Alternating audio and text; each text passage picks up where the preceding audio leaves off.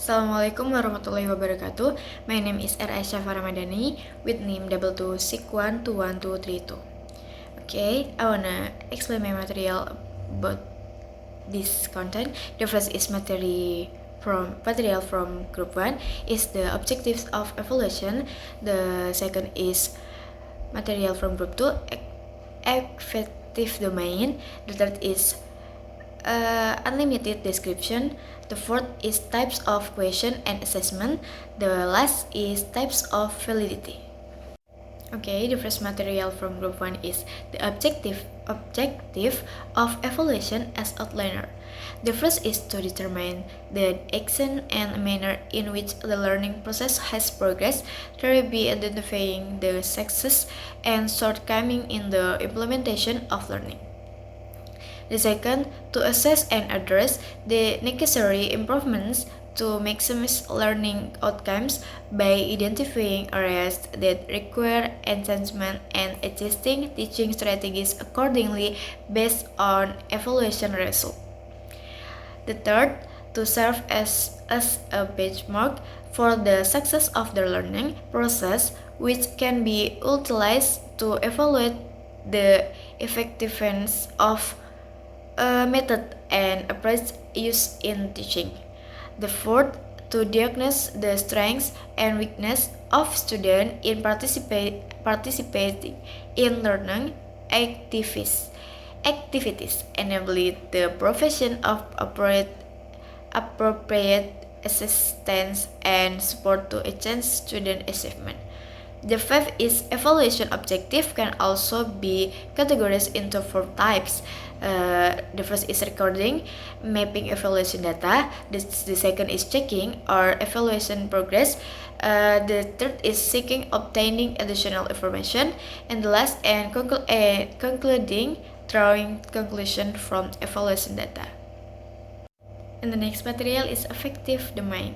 Affective domain contains behaviors that emphasize aspects of feeling and emotions such as interest, attitude, appreciation, and ways of adjusting oneself. The first is acceptance, refers to the acknowledgement or acceptance of something, whether it's ideas, opinion, or others in learning. Acceptance could mean being receptive and open to various perspectives and new information or constructive feedback. Is an important attitude for personal and academic growth in the learning process. And second is response, refers to the reaction or response to specific stimuli or situation in the learning context. Response means reacting to lesson materials, teacher or peers. Response can include discussion, action, or reflection on learning. And the third is appreciation, refers to the recognition and respect for values, difference, or individual contribution. In the context of learning, appreciation may mean acknowledging and understanding diversity in experience, opinions, or backgrounds of students. This creates an inclusive and supportive environment for all students. The fourth is organization. Organization refers to arranging or structuring information materials or activities into a meaningful and orderly structure in the context of learning. Organization is important to help students understand and process information more effectively, whether it's in the form of organizing lesson materials, structuring learning steps, or managing time. And the last is characterization. Characterization refers to the process of giving specific traits of attributes to characters, situation, or concept of learning. In literature, characterization may mean describing or developing characters in the story. In the learning process, characterization could refer to the development of personal attributes, skills, or knowledge. And the next material is in unlimited description. In unlimited description test, takers are given the freedom to elaborate on the response in detail without any specific times or length constraints. This method encourages participants to develop critical and comprehensive thinking and express their personal views without being bound by rigid structure or criteria. Test taker can employ various strategies and approach to convey their answer, allowing them to explore different perspectives and broaden their insight on the given topic.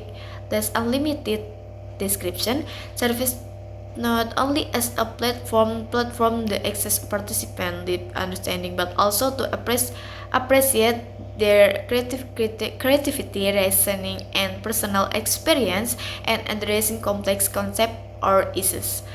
Example, the question is, what is the difference between pillars and fight?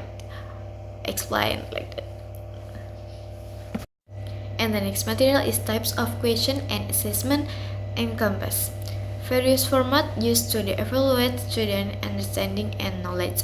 One of these types is the true or false question format is true or false. These types of question present student with a statement and they must determine whether it is true or false. It is commonly used to assess students' actual knowledge and their ability to distinguish between accurate and incorrect information. To calculate the final score for all true or false test items, the following formula is typically employed for a score equal right less wrong and n plus 1, where S represent to final or expand score and R denotes to number of item answered correctly, the number of correct response, and the W represent to number of items answered incorrectly, the number of incorrect response, and N significant to total number of optional for the true or false question, which is always true or false. And 1 is a fixed constant. This formula helps to determine the student overall performance on true or false question by taking into account both correct and incorrect response and adjusting for the number of options available. It provides a standardized method for scoring these types of questions, ensuring fairness and accuracy in assessment. The last material is types of validity. The first is content validity or face validity and logical validity. The second is construct validity. The third is criterion relate validity or predictive validity and concurrent validity. The first is content validity. The instrument can decide it meets the content validity if the material to be measured through the instrument in the accordance with the material contained in the applicable curriculum. There are two kinds of content validity, namely the first is validity and logical and validity. The second is face validity.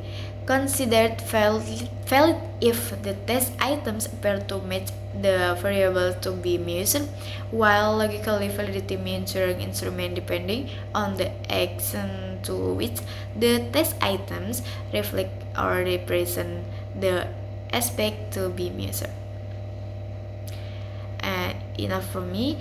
Wassalamualaikum warahmatullahi wabarakatuh.